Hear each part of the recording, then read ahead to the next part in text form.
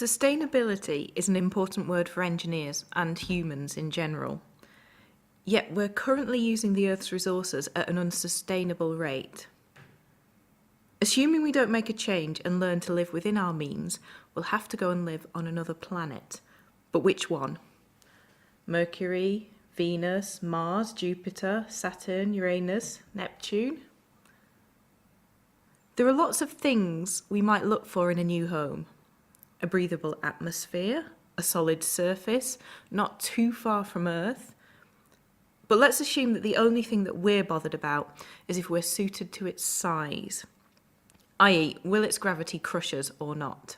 Or, to put it a different way, which planet's gravity is closest to Earth's? How do we work it out? Well, we remember that the force between objects with mass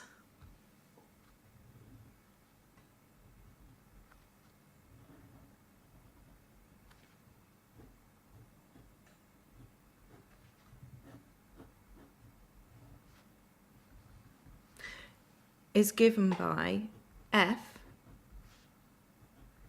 equals G m1 m2 over r squared, where r squared is the distance between the object's centres.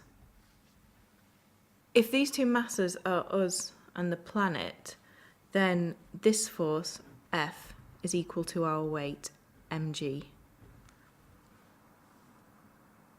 So we can write mg is equal to g m1 m2 over r squared.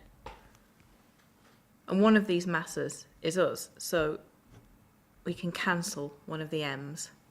So then we're left with an expression for acceleration due to gravity, which is g m2 over r squared, where m2 is the mass of the planet that we're standing on, and r is the distance between our centre and the planet centre, so this is the radius of the planet.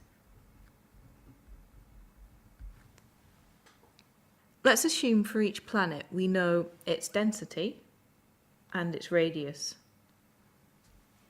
How do we get from this information to a value of g for each planet?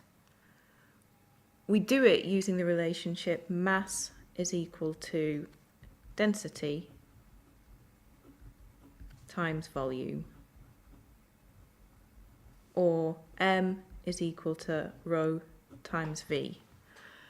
And for a planet, if we assume it's a sphere, its volume is given by 4/3 pi r cubed. So we can put this information into our expression for g, and we get that g is equal to the mass, which is the density times the volume, divided by r squared, which is equal to big G times rho times 4/3 pi r cubed, divided by r squared. They cancel, and we're left with g is equal to big G times 4/3 pi rho r. Now, big G times 4/3 times pi is just a constant.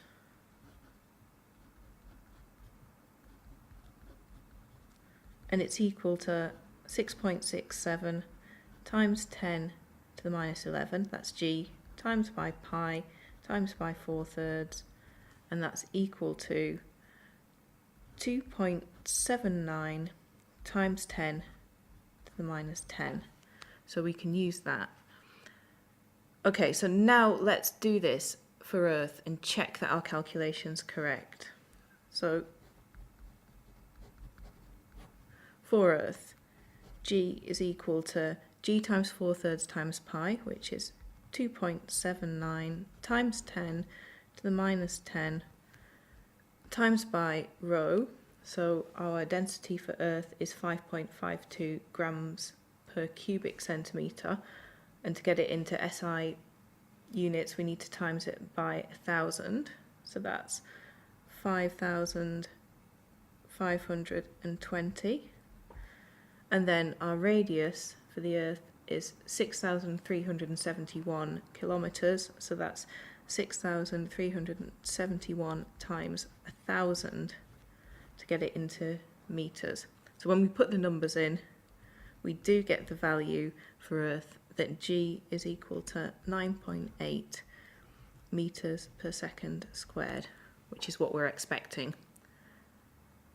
We can do exactly the same for the other planets. So looking at these numbers, which one do you think's got the closest G to Earth? Then do the calculations and find out if you're correct.